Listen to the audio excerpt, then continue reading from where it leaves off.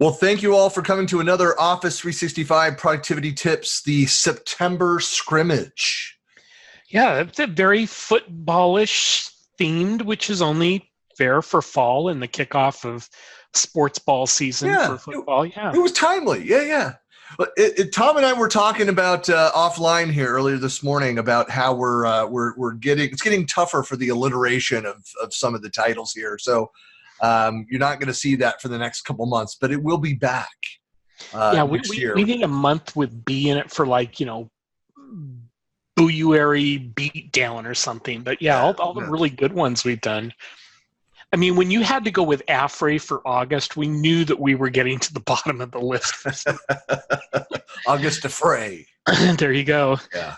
All right. Well, let's jump into this. Just by way of introductions, my name is Christian Buckley, founder and CEO of CollabTalk. I'm based here in Salt Lake City, or south of Salt Lake City, Lehi, if you know the area, because it's a big difference between Salt Lake County and Utah County. I'm in Utah County. So I've been in the space and the Microsoft ecosystem formally since 2005, but I've been an MVP for 8 years. I'm a Microsoft regional director as well, which is, no, I'm not an employee. It's something else like an MVP. But I've been focused on end user productivity solutions for many, many years, going back to my days in building out portals and project portfolio management solutions and IT operations throughout most of my career. And so then, of course, there's my blog. And I also encourage you, if you've not yet done this, to go and subscribe to us, follow us on YouTube. All of these recordings are captured and should be up later today, tomorrow at the latest, up on YouTube and available to everybody. Tomas. Hi. I am Tom Duff, Thomas Duff, whatever you want to call me. Duffbert nickname works too. I work for a health insurance company out here in the Pacific Northwest. In the Pacific Northwest, but I'm actually working remote in Minneapolis. So I'm getting ready for the seasonal snows to start here within a month or so. But yeah, I've done productivity tips both in my old life and Lotus Notes stuff, and started doing it here in the SharePoint side. And it kind of caught on internally, and I went ahead and started publishing them external to this website that you see on the screen, 1minuteofficemagic.com. And Christian and I found each other doing the same things and teamed up, and we've been doing this for quite a while. I'm sure that almost 3 years is something like that. I'm sure you're going to show stats here. And I will. I do want to point out though, it's funny that Tom and I have known each other formally, like in the Microsoft ecosystem for, I don't know, 8 years, 9 years. I don't know, something like that. I got going in it in about 2010, 2011. Yeah. So around that time. But what's funny is that I wrote a book back for IBM Rational Software like 20 years ago. And I was just happening to look through this book out on Amazon. For some reason, occasionally people still buy it. And noticed that one of the positive responses to my book was from a Mr. Thomas Duff. Glad I didn't burn that bridge. That was pretty cool. Yeah, no, I know. Yeah, that would have been awkward. Yeah, I don't know what I was thinking there, Christian. Just let's let that bygones be bygones. Yeah. Okay. Well, what's hilarious too, this is now our 17th head-to-head battle, and in the 16 prior head-to-heads, look at that. Now, while I've won one more round, we're tied at events, and we're tied at the exact number of votes. That's the one that really surprises me. It's just crazy. So it's just been, as you can see from this, it's really been just back and forth, back and forth. And so just to get into, if this is your first time with Tom and I here today, and how we run this is that we're going to go through 10 tips. That's really the point. We're sharing out 10 different tips. But we came up with this model to make it fun where we don't know what the other person is going to present. And so we're each going to take turns. There should not be any duplicates. We'll call each other out on this, but there are no duplicates. So every webisode, there are 10 new tips that we're sharing out there. And then you have the chance to vote. Now, the votes on this, it might be kind of a weird pairing. Like Tom might do something on OneNote, and then I might present something on PowerPoint. And you have to, in your mind, you think, well, which is the one? I might find both of these useful, but which is the one which I think will give me the most productivity? And then vote that way. Tom, sorry. Yeah. We say no hitting below the belt. But Tom always does because he's short. That's right. And then we pick an overall winner, and of course we track the stats and we laud it over each other on a regular basis.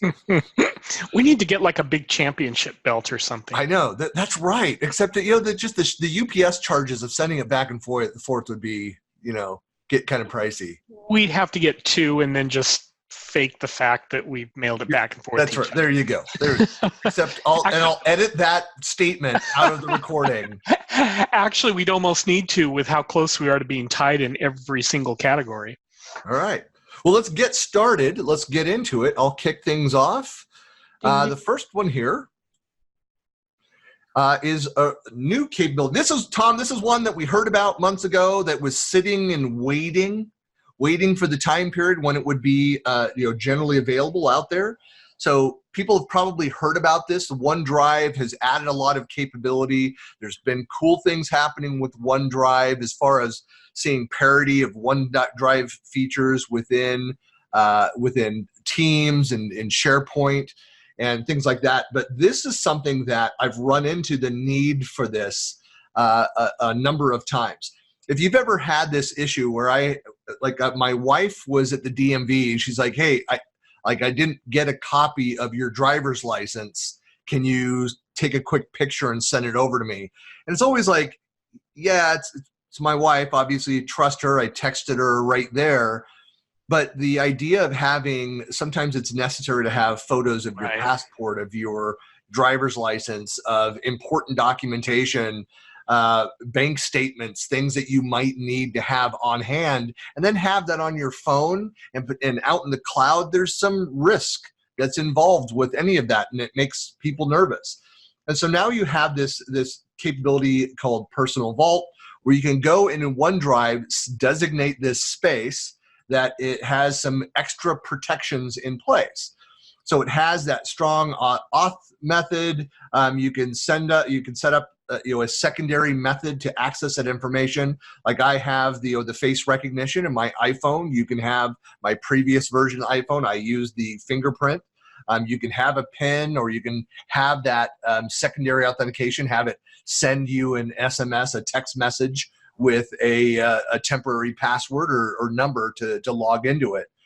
And so what's nice about that is that they're more secure, but you can keep those sensitive documents that you might need to have access to while you're out on the road, make them available on your device. So it's really just as simple as going and getting that set up. Just download, have this set up on your environment once it's available on your tenant. That's the important question there. There's a link there to the additional information. Now, what's cool about this is that in the app on your device is that you can go in and set up these default locations within the Personal Vault. So as you see at the bottom of the image there, your passport, driver's license, tax records, whatever it is, right there from your phone, snap pictures, use Office Lens, whatever that is, to capture those things and store them within your device. And of course, you have more capability that's accessible through the desktop as well. So you can access all that information and go in and manage that remotely. So it automatically as well is that if you have it open but you're inactive, and it will time out. And so it's just a very secure way to take pictures and capture these resources and then have that available in OneDrive. So just one more personal tool that's available, and it started rolling out the first week of this month, and it should be across every tenant by I think mid-October. Cool. And I like the fact that they actually did something like this and incorporated it into an existing tool rather than going, hey, we've got a brand new app for you called, Microsoft Office 365 Vault. Personal Vault, and it's just, right. Exactly. And I think you're seeing more of that where, is this really a product or is this just a feature within existing workloads? And I think that they're being much more conscious about that user experience across workloads. Because you think about this, it's in that personal OneDrive, and so you want to be able to manage it. Now, of course, they've streamlined OneDrive administration where you have the one sync client and can manage both your business account and personal accounts through that. So they've simplified that process as well. But this is something that's specifically on the personal OneDrive account. It's not for your OneDrive for business, that work account. Right. Nicely done. I like that one. All right. Well, over to you. So this is kind of building from a tip that I did 2-3 months ago. So no, you can't throw the red challenge flag on this one, Christian, because it is different. The one that I had done before was the fact that in Outlook you had an add-on that you could access through the ribbon bar.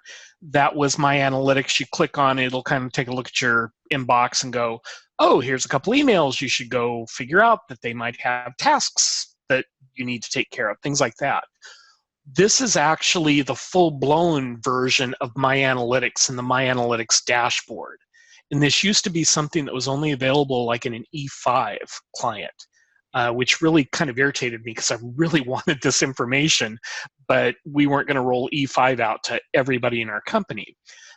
So now it's pretty much come down to just about every Office 365 account type out there.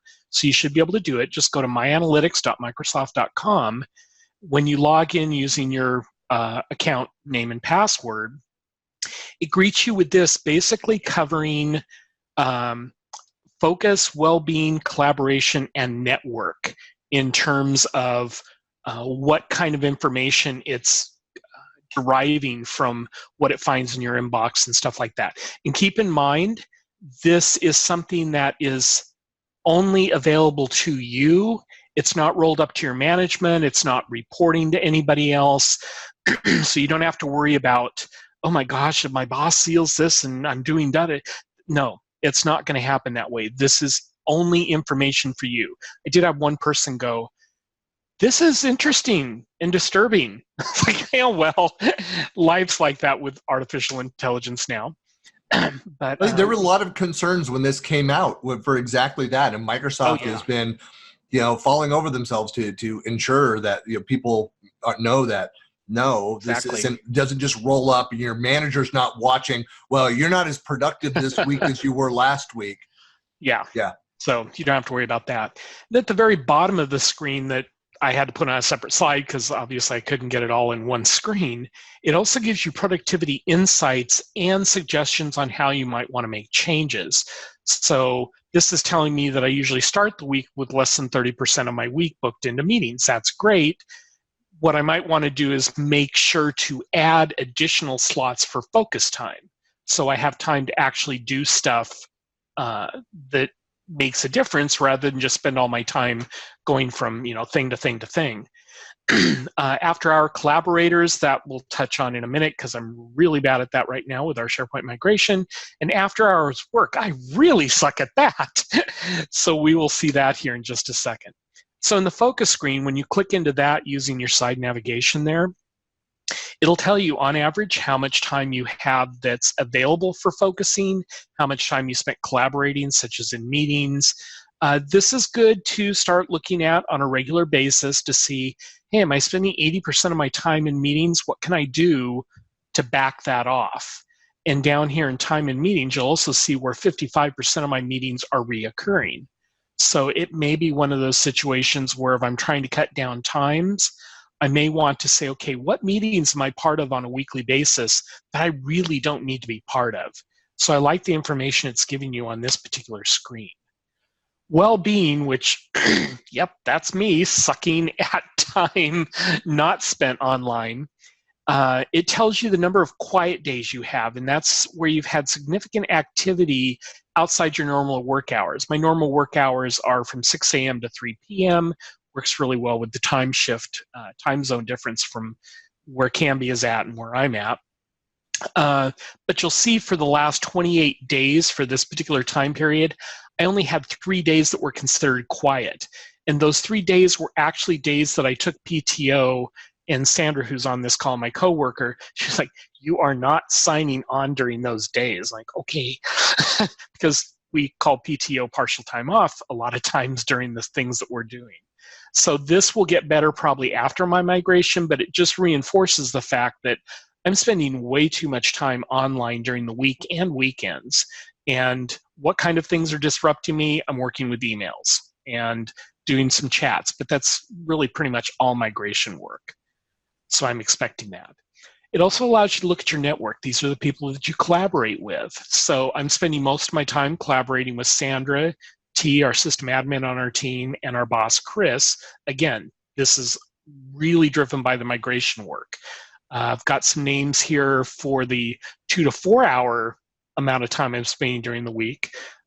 This is Adam Oakes and Jennifer Mason, who I do a Office 365 Pulse webcast with on a weekly basis, so that's where they come in. But this enables you to see who you're spending time with, and if you've let some of your contacts kind of go by the wayside, can kind of help you get back in there and reestablish connection with them so you can continue to maintain the type of valuable give and take that you might have with them. Here under network, if you scroll down a little bit more, you're actually able to designate important people that you want to be able to keep track of. So in this case, I've got some names of people here who I consider important, and it will highlight the number of times that amount of time that I'm spending with them. So Sean, I only spent 41 minutes with over the course of that time period, where Sandra is like nearly 18 hours, which doesn't surprise me at all. And I'm not even on that list. So that right there, I know everything I need to know about our relationship, Tom. Thanks. Ouch. I've got to fix that. Well played, though. I'm impressed. That was very well done. And then the final thing is that rather than you remembering having to go out and look at this, you can set it up to where it will give you emails each week at the beginning of each week. And it'll rotate through. 1 week will be the well-being. 1 week will be focus. 1 week will be whatever. But this is nice in the fact that it continues to put it front and center for your attention. And after a while, you get used to this and you realize that what you think you were doing and what you were actually doing could be two entirely different things. So that is my tip for round one.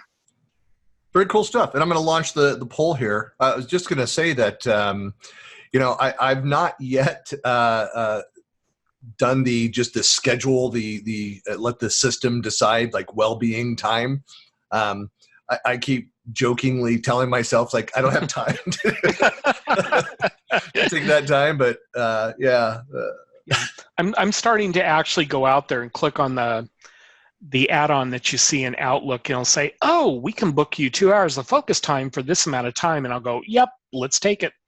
And that way, it actually, in that situation, it actually goes out into Teams and puts you in Do Not Disturb and does not show any notices that are coming in or anything else. So it's really nice and able to be able to push things to the side and really concentrate on one topic. Yep. Well, if you've not yet voted out there, the poll's up. So it's the personal vault on OneDrive versus the My Analytics. Both great products, and I've got the app installed, so I've started playing around with that. I'm just waiting for the personal vault to show up on my tenant. But both really cool features. Channel moderation in Microsoft's Teams. This is something that has just recently hit the fully launched stage, so you should find it in any of your tenants that you're working with. And this enables you to have more control in your Microsoft Team workspace channels than what you've ever been able to have before.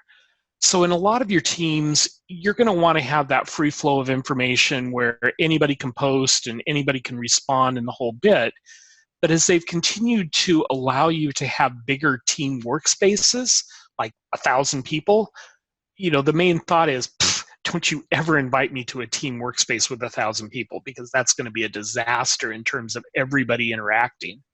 What you can now do is use channel moderation to control that and get more of a one-to-many type thing where you can have a few people broadcasting out on certain channels without having other people come in, put irrelevant information into it, things like that. And here's how that works. So if you go into one of your team workspaces, in this case, I'm taking our SharePoint Online Migration one, click on the ellipsis and click on Manage Team. What you end up with is your typical, here are the things you can manage. If you click on Channels, shows you all the channels you have there, gives you access to your side ellipsis to get into the properties for that. And then what you do is you click on Manage Channels. So I'm going to show you what it looks like for channel moderation on General, and then what it looks like for one that's not General. General is your default channel. It'll be in every one of your teams. So there's a slightly different approach that they take to that, and they don't allow you to lock it down quite as much as you can other channels. So what we have here in the General channel for channel moderation is that you can say anybody can post a message, which again, for your smaller teams, that's probably the way it should be. Or you can say anyone can post, but for large teams, you want to put a notice out there that said, do you really want to notify 1,000 people with what you're about to put out there? So I think that's a nice little heads up. You realize what you're about to do. Or you can say only the owners of this particular team can post messages. So that's where you kind of get into the whole I want a one-to-many type thing, where a certain group of owners can push information out to a larger group of people, again, without allowing irrelevant information to get out there and detract from the messages that you're trying to send across. Now, if you do this on a non-general channel, what you get is this screen, which tells you whether or not your channel moderation is going to be off or on. By default, channel moderation is off. So this isn't going to affect you unless you go out and turn it on specifically. And under no channel moderation, everyone can start a new post. That's fine. And then if you turn it on, then you get the options to say, who are my moderators? You can pick them. Who can start a new post? Only the moderators or whomever. And then, do you want to allow members to reply to messages out there? And that really locks down the whole one-to-many, is that you've just got a single flow of information going out, and you can fully control what the messaging is on that channel because you're the only ones who can post anything out there. You can also set it to allow bots and allow connectors to submit channel messages too. So if you have stuff going on in like PowerShell or Salesforce or something, and they're sending messages in to this particular workspace channel, you can allow that and then prevent people from going out and, making comments on them or things like that. So you've got a lot of options here. Again, this is not something that you're going to want to probably do on a lot of your team workspaces. It just could be a little bit too restrictive and kind of goes against what the whole team workspace philosophy is. But for your larger ones that they're now allowing, I think this is critical to making it work. So I would highly recommend you look into this if that falls into one of your use cases. It's said for a long time, so the more rules and restrictions you put on collaboration, the less likely people will be to collaborate. So they'll go find a way, like water running downhill. You put a rock in the way, they'll go around. They'll go find another method. Shadow IT. Yeah, so they'll just got to be careful with that. So talking about teams and then talking about Yammer, you may have seen or heard of, may not be aware of yet. There's a lot of announcements that are coming out in Ignite in November, but they're calling it hashtag Year of Yammer. There's a lot of stuff, announcements that have already been made and new stuff that's coming up. And whether or not you're a Yammer fan, I am. I think there's great case studies, great examples, use cases for Yammer, even against teams. And one great example in the scenario you just talked about is when you're really trying to reach like the entire populace of your company, thousands of people or even hundreds of people, then Teams may not be the right place for that kind of communication. One other use case, though, that Yammer is strong as is as an information or knowledge management resource, and they've added the Q&A capability. And so I just wanted to highlight this. It was announced in July. but it has this ability to go out there. And what I mean by knowledge management capture, so if you think about it, and I used an example, I've used it many times, and I may have in one previous recording, but as I was with a company, we were acquired, and we had an all-hands meeting. And so we had 5 or 6 different global locations that were all dialed into this all-hands meeting with the CEO and executive team walking through several presentations. It was like 4 hours long. And I noticed that people started, like, an email thread started going around with, can somebody ask this question? Like, it was being one-way broadcast, video broadcast. And there was no tool for asking questions, much less capturing the knowledge. And so I opened up Yammer right there, and we had a Yammer environment, and I created a group for this all hands meeting. And as people started asking questions, I pushed out through email like, hey, everybody, we've got this captured. Go ask your questions here. Let's capture answers. And so a bunch of things happened right away as people started posting questions. Some of them we said, hey, such and such over in London has this question, and we'd ask the CEO. And others, people there in the multiple locations, would get on there and answer questions before we spent time asking the CEO or the executive team, because we knew the answers to that. Well, this is an extension of that, where as you ask questions, of course, it's then captured as the dialogue box. So here's my question. This is a question that I would like answered, Tom. And then here's an answer, and as the originator of that question, then you can go in there and mark those as which is the best response. So this is a better answer. Like, hey, I want to mark that better answer as the best answer. Okay, because it's the better answer. And what's great about this is over time too, you may go back months later and see that somebody had an even this is the best answer, beating out the previous best answer. And so I want to change that best answer.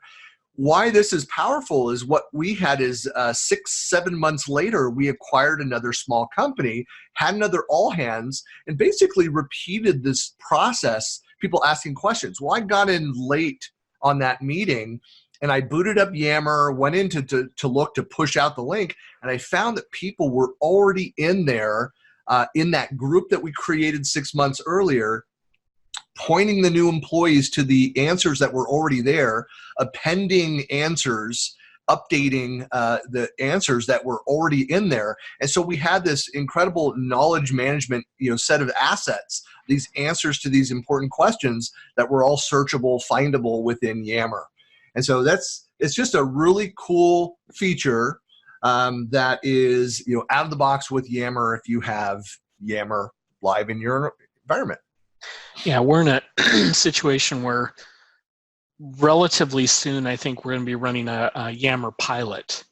And that's something I think that's going to become very beneficial if the use of Yammer catches on within our companies. So yeah, and I think that there needs to be, like with whenever you have multiple tools where there's some overlap between capabilities, and because we had it, and Microsoft has said, we want to stop having this, which tool do I have, which tool do I use when, and instead be focused on, hey, what's the right solution for what I'm trying to do, what the business needs, and you have multiple ways of getting there.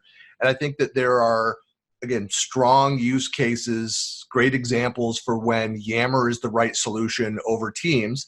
Organizations that may have Teams deployed and not have Yammer, you want to have some of that capability. And in other cases where just using OneDrive or using SharePoint, the SharePoint library, are the right answer. You don't need to go and do anything above and beyond those things. So having different tools and different options is the right way to go. All right, if you've not yet voted, so again, the Tom with managing the Teams channels and the best responses in the Yammer Q&A. All right, Tom, that one's yours again. Ooh. 62-38. Ooh. So I just need one winner now. Just one winner in this group. Okay, round 3. Let's have it there, Christian. Yes. All right. So you're going to see a theme here, Tom. Okay. Security. All about security. Love it. And this is something where, look, it's a bit more. It's like we've been able to lock down Office apps for some time, but there are other capabilities that people may not be aware of.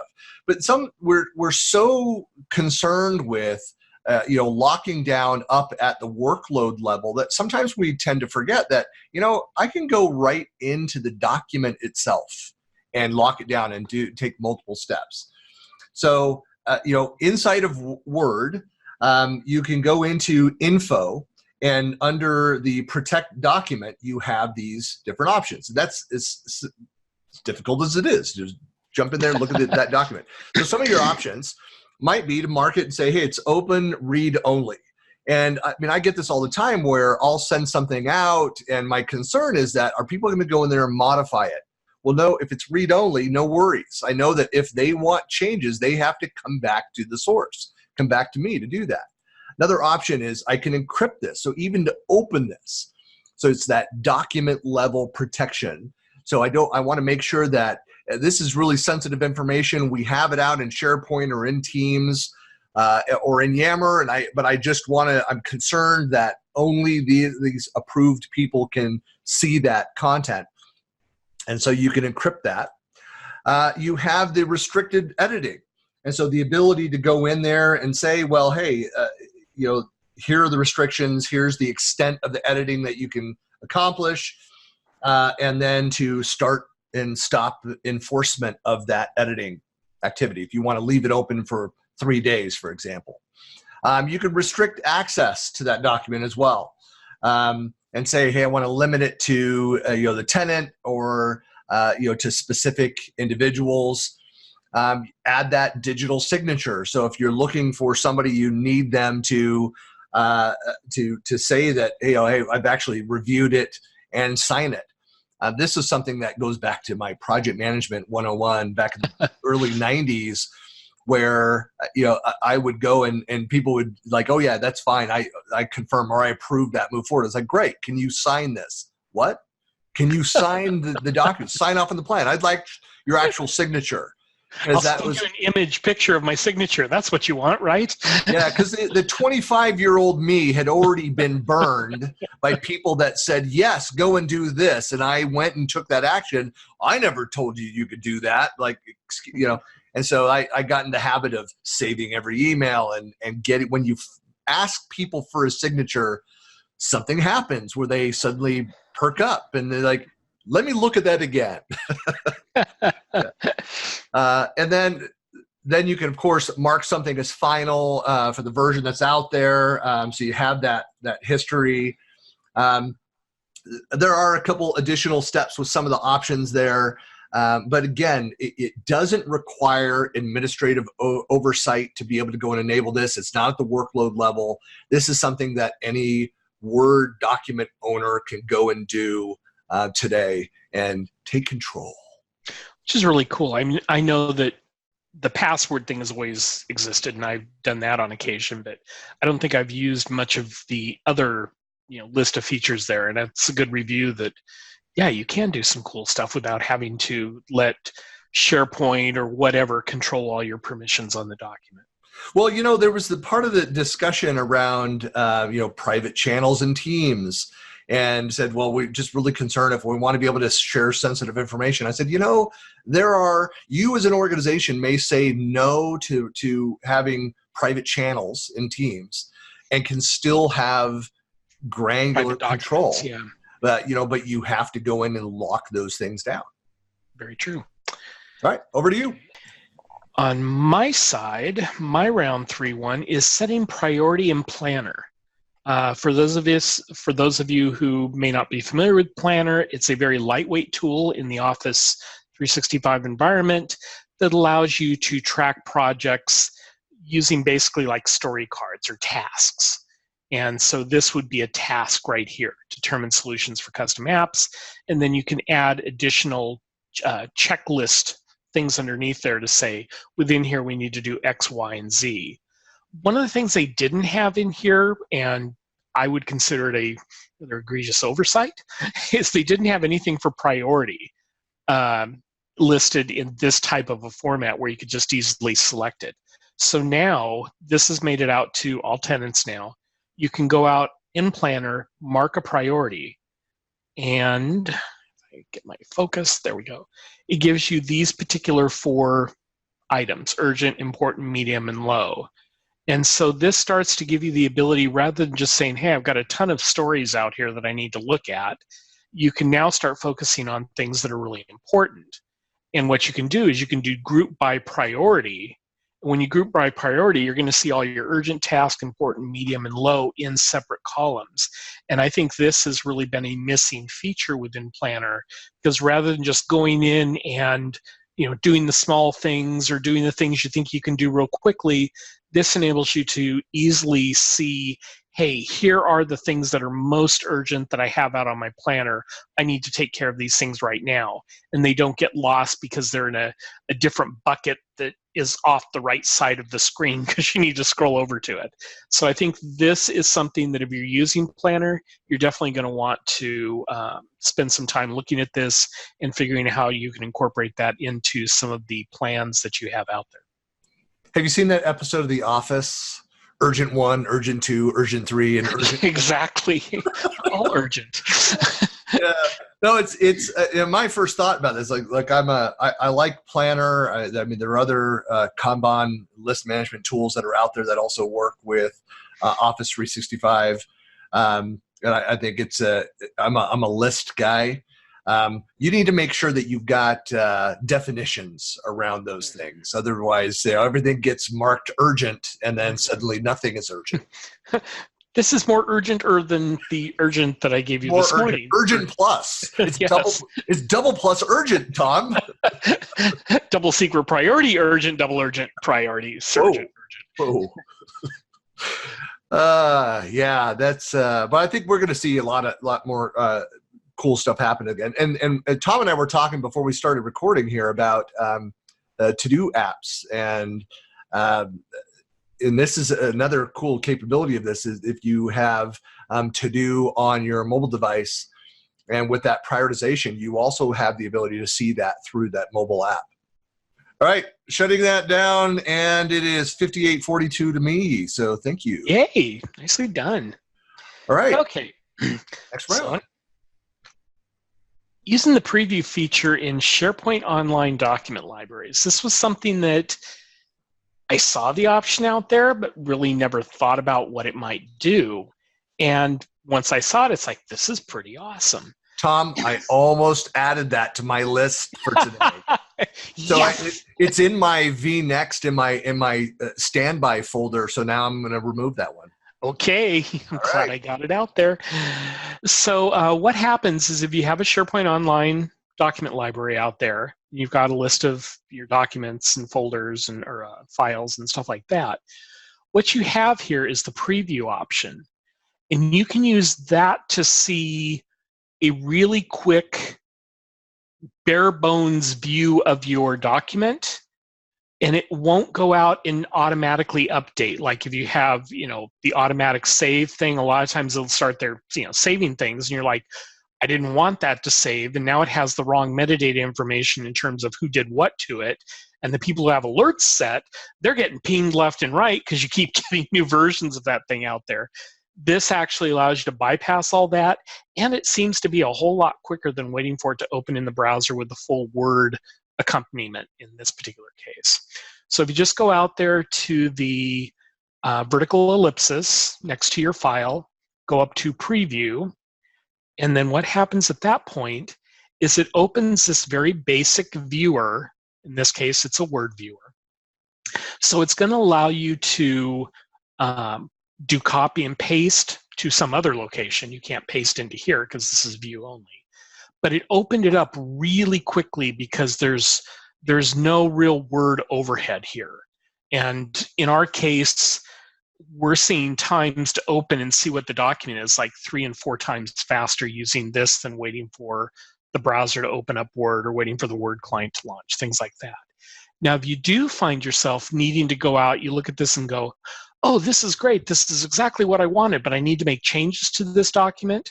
Well, then you can always go up to the upper left corner where you see the Open tab, and you can open the actual document in Word Online or Word the client, and then you can do all your normal work. But at least at that point, you're knowingly going to be in edit mode. You're knowingly going to be saving changes, and you're not going to get a bunch of additional versions out there just because you happen to inadvertently hit a space bar or something like that. So I highly advise, if you want a really fast way to go out and look at stuff without you having to worry about updating your documents or your Excel spreadsheets or stuff like that, check out the preview option in your SharePoint Online document libraries. This just reminds me of back, both of our previous lives back in that other competing technology world that I mentioned earlier. So working with IBM, working with Rational, but we spent so much time in the company that I worked with building in the viewer capabilities to do essentially the same thing, or like the smart cards, being able to, without actually having to download and open something up, but getting that quick preview. But even then we were limited to just the front page to kind of see, is that the thing that I think that I want to open and download. This is back in the dial-up days, people. Yeah, you had to make a commitment to say, I want this 30K document that's going to take 2 minutes. Right. And so, this is just so much more robust, and you can take a look at, you go through the entire document and preview, like, hey, this is the thing that I'm looking for. And so it's just, it's a great feature. Also on the security theme, so this is just, again, depending on your needs and your organization, but you can get security notifications for any events that happen around your Microsoft account via the Microsoft Authenticator app. So there are some organizations that have additional requirements, and so Microsoft has, while they're building plenty of capability directly into the various applications, they also have this standalone app so that you can monitor what's happening on your account.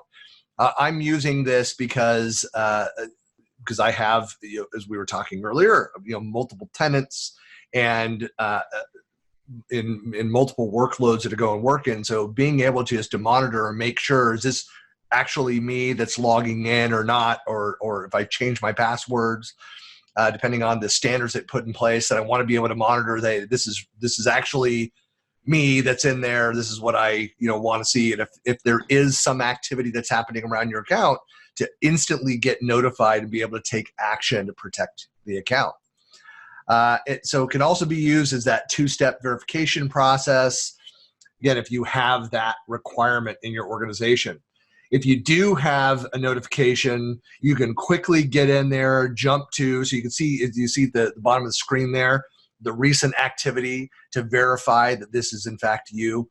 Like, this is something where I have, not a great example because it's not inside Microsoft, but just as an example, like I have my Amazon account and I have my Prime account, and I have my wife that goes in and uses it and orders things. And I noticed that my son set something up and was having something shipped to our house for him through that activity.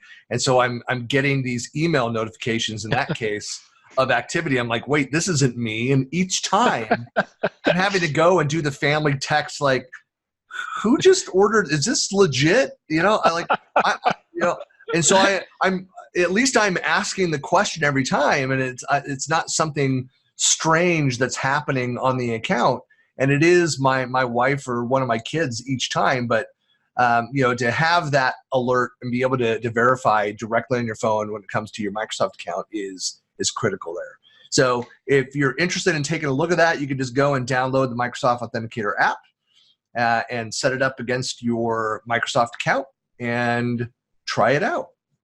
Yeah, for some of the people who are on the call who work with me, this is something where if you wanted to do something like this, you'd also have to look into getting Mobile Iron added to your phone, so you can have full access to use your mobile apps with the Office 365 environment, which I think is really cool. Other people are like, I don't want them to be able to wipe part of my phone if something goes wrong. I'm like, yeah, but I kind of like the ability to do stuff on my mobile device. But that's really cool. I need to go out and take a look at that and set up the notifications because I don't have the notification feature set up on it. To me, that's all, Tom, that's always the trade-off. Your point, though, that's a great point, is that you're always concerned, like, there's such a blending of personal and work activities. Mm-hmm. People want that bring your own device. They want to be able to work on their phone and what they're comfortable with. And versus have to carry around a second phone that's a work phone. And so now you can do that. Well, the trade-off there is that, hey, there's a couple extra hoops that you need to jump through to be able to enable this, to make sure that, the company has the ability to go in and monitor and modify. And that's why some of the mobile capabilities, the ability now for an administrator to be able to go in and say somebody has left the company, they've retired, they've moved off, and go in there and remotely remove that application or secure that data. I mean, it's fantastic. Right. And then I don't have to worry about it either. Like I had to go back in. I mean, this is a long time ago, but I had to go back in, or I was contact company that I left, and they said, well, we want to be able to verify that there's nothing, work related sensitive on your device. I'm like, well, it's my personal device. I'm telling you that I removed everything from it. Like, you'll have to wait to see if I do anything illicit and then sue me. Sorry, I'm not letting you look through my phone, But that's just the real world scenario. Yeah. 60-40. One right the last second there. Tom, you won round 4. I love that little ohm thing, man. This is really working for me. The ohm. Right. Last one. This is one where, again, you may be aware of the capability, but maybe not spent time to take a look at how much it's evolved and strengthened. I had some fun with the title there. Translate Word documents with Word Translate. Funny how that works. Whoa, that's like circular meta there. But, so if anybody has ever gone through that process of having to localize documentation, I mean, I started my career as a technical writer, business analyst back in the early 90s, and I was responsible for doing this. I went out and built websites and dealt with portals for companies that had offices in multiple regions in different countries and had to go and localize the content. And I was working with these vendors, and like, I'll have to believe you that is correct, that you actually taken the time to go do that. Well, now, and obviously you're not going to 100% displace the need for these vendors to go in there and validate, especially critical documentation. The fact is now that you can do the majority of it with the Word Translate feature. And it's really simple to go in there and do. You've got your file that's open. Up there, the top, you've got language, the translate button there. You have the ability to go and grab a selection or the entire document and just review, translate. And so I was doing this. I had my son that was serving a mission, was living over in Sweden. I've been doing this now. I've got my youngest who's down in Argentina.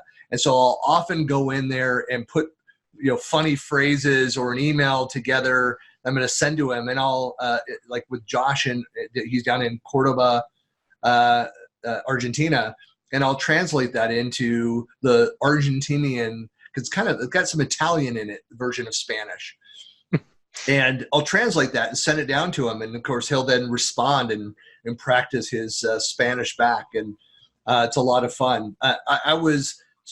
When I was testing this out initially, my daughter, my oldest, speaks Tagalog, so she lived in the Philippines for a couple years, and she's like, Dad, it's actually pretty accurate. So it's not just changing the words, but it does the sentence structure and things around that. But that's all that it is. Just select the section and do the translate, or in this case, just the entire doc. I translated that into Russian, and I was going to send it to my college roommate who's fluent. I'll send this over to him. I'm sure he'd be excited to validate this for me. But again, you've got over 60 languages. That's right, Tom, 61. So 60 plus. I thought it it was better to say 60 plus than 61, but Well, and that makes the whole slide evergreen. I mean, it's always going to be 60 plus. That's right. Of course, I could have said 40 plus to that. Yeah. But anyway, it's just a nice little feature, and you've got that out of the box. And I think there's one other thing with this, because I kind of looked at the whole translation thing maybe about a year and a half ago. I believe, and correct me if I'm wrong, that it actually sends the content to Microsoft for translation and then sends it back. So it's not doing it all within Word. So if you have sensitive information that you feel you need to keep a handle on in the whole bit, you may want to think twice about using this, because it is going to leave your environment and come back. Granted, I think it's pretty safe, but but that is true about any cloud-based AI feature. This is true. Because the whole nature of the cloud is it's going out to servers. There are servers, people. We're not in a serverless world. They're just somebody else's servers. Yes, they're just in someone else's premises. They're under somebody else's desk. Exactly. But you're correct. I mean, obviously they'll come back and they'll respond to that and say, yeah, it's all double and triple pinky encrypted, and all the other things around that. But I believe that there used to be, and I apologize, I don't know. There also was the ability to go and involve third-party services. But again, that's something I'll have to when I write the white paper on this topic. There you go. Like Word documents with Word Translate. I'll look into those other capabilities downstream. And you'll make the white paper available in 60 plus languages, right? Yeah, I'll get that. I'll get back to you. 61, Tom. They add a 60-second language, it will not be offered. So yeah, there you go. You can reuse this one as much as you want. Okay, the very last one for me, and thanks go to Sandra Mahan for this tip, because she found it. It's like, whoa, this is so cool. One of the frustrations we've been having doing our SharePoint 2010 to SharePoint Online migration is that if you have a calendar in your SharePoint 2010 site and you migrate it over to SharePoint Online, there is no ability there is no web part to allow you to show an actual calendar view in a modern page. It just doesn't exist. They want to give you events with little story cards, but they won't give you the calendar that most people are used to seeing. And so we were frustrated with that, and Sandra went out and did her Google magic and found this particular tip, and it works really, really well. So what you can do is you can go out to one of your modern pages in SharePoint Online, pick a one-column section, and then grab the embed web part, add that to the section. Then using this piece of code here, the iframe blah, blah, blah, through the end of the /iframe, this is the code that you're going to want to have. And what you would do is your particular calendar, you change this tenant.sharepoint.com to be the name of whatever your SharePoint Online tenant is, put the site name, which is the name of your SharePoint Online site, and then whatever the calendar name in here is. Take that whole thing and paste it into the embed web part. So like here, we've got our address. This is our SPL migration site. We have an SPL migration calendar, got all the rest of the information. And when you put that out there and save it to the page, it now gives you a full calendar looking view on your page in a modern page. So you could have this as just part of the page, and this one we're just showing it as the whole page. But this gives you the ability now to allow people to see this 7 day a week, 4 or 5 weeks a year, for the month, where before you really didn't have this option if you had an old calendar that you brought over, or if you created a brand new calendar from scratch. So this is something that is a cute trick. It's one of those little workarounds, so it's not an out-of-the-box tip necessarily, but using a little line of code and the embed web part, you can finally get this back on your modern pages. Way to minimize the fact that people have to know the like access code there. Wow, Tom. Code, yeah, code. Yeah. We did make it to where it was like fill in the blank, though, so it's not that bad. Yeah, no, it's not that bad. I'm actually surprised that they don't have just the menu driven around this, because this is a pretty common. I would think so. Yeah, sure, it's just a matter of time before that's added. I would believe so. I mean, I could see that showing up in your client or your tenant one day, going, "Oh, you now have a calendar web part that you can use." So, la-di-da, I've got a calendar. La-di-da. 6139, Tom, 4-1. You are the winner of this event. I'll have to give Sandra partial credit for that one. So right, then I'll deduct those points then. 3.5 to 1. I won. Yes. And for those that are interested, we will be coming back together on Tuesday, October 29th for the October Discord. It sounds very political official, the October Discord. It does, and unfortunately, it kind of fits our current environment too. Yeah, so there you go. Well, like I said, we're turning the alliteration button off. The toggle is set to off for the next couple months, and so we have our October and November dates that are set, and we should figure out December as well, as once we kind of figure out our situations here. But please, you can go and register now, share the information out there, and of course, as always, please go in and subscribe to YouTube. The recording will be out there. I'm sure, Tom, you push it out to your team as well. Yeah. I usually send out the information afterwards. And if you have any other tips, hints or tips, then Tom and I are always welcome those, and always happy to give credit where credit is due. But point us towards that, and we'd love to. We should do kind of I've got an idea for December. We should do like a special holiday edition where we do apples to apples, where we decide that, we're going to, let's pick for the round. It'll be a PowerPoint round and then a OneNote round. We'll have to figure this out. I like that. Yeah. Eggnog to eggnog. I like it. Yeah. Eggnog to eggnog. I don't know about that. Come on. Just kind of give me credit. I'm trying to work with the theme here, okay? Well, we're at time, but thanks everybody for joining. And again, this should be out here in the next 10 to 24 to 42 hours. I don't know. It'll be out soon. Cake to fruitcake? Yeah. We'll kick the fruitcake down the road a little bit further. Yeah. All right. Well, thanks everybody. Tom, as always, it's great. We'll do it again next month. Talk to you later. Bye, everyone.